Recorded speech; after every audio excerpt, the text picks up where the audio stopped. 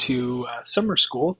I'm hoping that you're looking forward to this class. I know I'm looking forward to seeing a lot of new faces, maybe meeting people for the first time and helping you learn Python this summer. My name is Bill Mosley. I'll be your instructor, and I will be doing this remotely, sometimes from home, sometimes from other locations, but always available via text or email or Canvas. So I just want to take a few minutes, walk you through the syllabus, and talk about a few things that are important to me that you know for the class. The syllabus starts out with, of course, this video, and then it has my contact information. Notice that I provide a phone number for voice and text. My number one preference is Canvas inbox.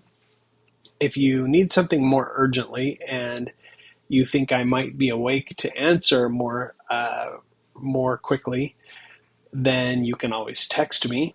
If you text me in the middle of the night and I'm asleep, I will text you back when I am coherent and awake in the morning.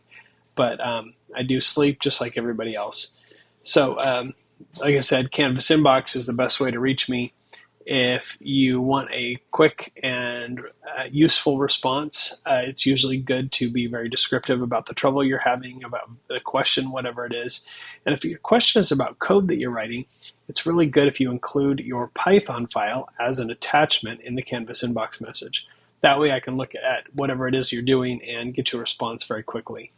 If you need the CRN for these courses, it's going to be one of these three. You'll have to check your own registration to see which of these three CRNs you're in. And a note, your Canvas shell might not have the same CRN that your class schedule has. That's okay.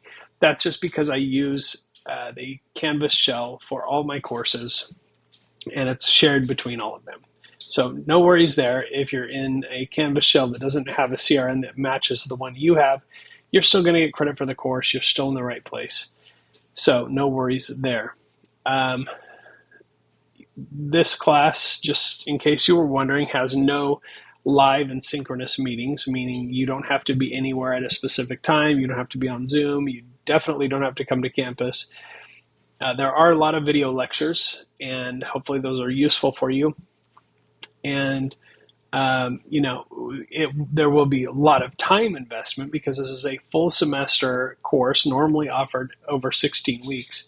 Crammed into a 6-week schedule. So you should plan on devoting time pretty much every day to this class. I know that's a lot, but 6 weeks in summer school is something that we didn't really get to choose. Normally I would like to do at least 8 weeks, if not longer, but sometimes summer school just fits into a very tight schedule. So just be ready for that. There's a little bit about me if you get bored and you want to read more about my professional or personal lives. You can see here, this is my family. These are all my kids, and you can maybe tell by looking at the picture that some of my kids are adopted, at least some of them. My two oldest are biological kids, and the other 5 are adopted, but we're a big, huge family. And I also have a grandson. I haven't put him on here yet, but I am a grandfather, so that's a lot of fun as well. As far as grading goes in this class, I really hate grades. I'm just going to say it right up front. I'm not a fan. I don't spend a lot of time talking about grades. I try not to hold them over your head. I don't give extra credit because I want you to just focus on what you're supposed to be learning in the class. Grades are supposed to tell us how well you've learned something in the class. I think they do a kind of a bad job of that, but I do my best to walk the line between what I want to do, which is give you no grades at all, and what the college wants me to do, which is grade everything. And so each assignment is just going to be worth points. And if you get the assignment correct, if it's a sandbox assignment, it's worth 1 point. If it's an assignment that starts with an A, like A1, A2, A3, so on, then that's worth 10 points. Either I'll give you full credit, or I will ask you to resubmit the assignment with feedback. You can resubmit as many times as you want. You can submit things late if you want, although in this class I don't recommend getting too far behind because you will never catch up. So late work is fine. And at the end of the class, these are the point totals that I'm going to use to determine the grade. Since there are no fractional points, we don't have to worry about rounding up or rounding down. It's just very standard. And this is probably the last time I will talk about grades with you in the class, because I just think grades are a distraction from learning. As far as late work goes, there is no penalty for late work, and these are not the right dates here. I'll fix this by the time you get in here. But there's a deadline for the A1 assignment, and you typically have about 3 days from the start of class to do that. And then there's another deadline for A1 through A5. And the A1 hard drop deadline, if you don't have the A1 submitted by that deadline, I will drop you from the class, and it'll be like you never even enrolled. Okay, with A1 through A5, it's right around the halfway point of the class. So about 3 weeks in, I'm going to look and see and make sure that you've submitted A1 through A5. Now, keep in mind, there are 19 assignments in this class, so less than a third. So if you can't have about a third of the assignments turned in by about halfway through the class, I will drop you and you will get a W in the class. But that's better than what you'll probably get if you keep going at that speed, which would be an F. So I'm just trying to save people from themselves. And obviously, if something happens and there's some kind of emergency and you can't submit A5, or you're in the hospital or whatever, just communicate with me. These are my deadlines, so I can override them when I want to.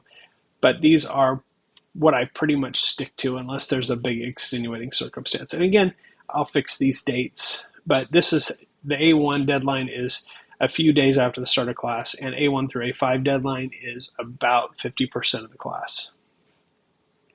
Student conduct, just be good people. You can read this later. As do I allow AI assistance? Actually, there is an AI teaching assistant in our Canvas shell. I would encourage you to use that. It will help you, but it won't give you answers. And that's the best way to use AI to learn how to program. Could you use AI to do all the assignments in this class? Yeah, you could, but you wouldn't learn anything. And honestly, if I suspect there is any issue with academic honesty, whether I think you're copying from somebody else or whether I think you're using AI, then it's my responsibility to make sure you learn something. So what I'm going to do is just have a conversation with you and say, hey, why did you do things this way? Or what does this part of the code mean? Or whatever. And once we have that conversation and I'm satisfied that you understand what you wrote or what you submitted, then I'll give you full credit. I do use AI regularly when I'm coding. And if you become a software engineer, then you probably will too. That's just the way things are headed. And so I'm not banning anything, but I do want you to learn. And you will learn a lot more if you take the time to struggle through writing some of your own code. So that's kind of how I feel about everything. A learning pact is just sort of an informal agreement, what I expect from you and what you can expect from me. I'll let you read that on your own. And then here we come to the weekly schedule. The weekly schedule is very intense. And here are the correct dates. Okay, June 11th at 11:59 p.m. I need to have A1, and then A1 through A5 by June 29th at 11:59 p.m. So those are the hard deadlines for the class. And then here is a module by module schedule. As I mentioned, there are 19 modules in the class. Each module, you can see here, because of the short term of the class, each module covers about 2 days. Okay, and these are 7 days a week. So if you don't want to work on Saturdays and Sundays, then you're just going to have to cram that work into one day. And in some cases, there are quite a bit of videos and quite a bit of work to do. So I'm strongly cautioning you to make sure that you carve out enough time for this class. I can't stress that enough. If this was a in-person summer school class, we would be sitting in a lab for probably 8 hours a week at least. So, 8 hours a week, you should have, three modules done in that time. So it's about right. 8 hours a week would be the class time that we would spend. And then, of course, we would expect, or the college expects you to spend more time doing homework outside of that. So the bottom line here is everybody overestimates how fast they're going to work. Everybody underestimates how long these assignments will take. Make sure you schedule time almost every day. And if not every day, then make sure you schedule enough time to make up for those days that you're taking off. Otherwise, you'll fall behind very quickly and you'll have a hard time passing the class. These are our standard information resources for BC students. You can read through this on your own, but it's pretty standard stuff. Okay, so that is our syllabus for this summer, and I'm looking forward to getting to meet you, and we'll do some fun coding exercises together, but please, please, please make sure you give enough time to the class. That's probably the most important thing. I'll see you online.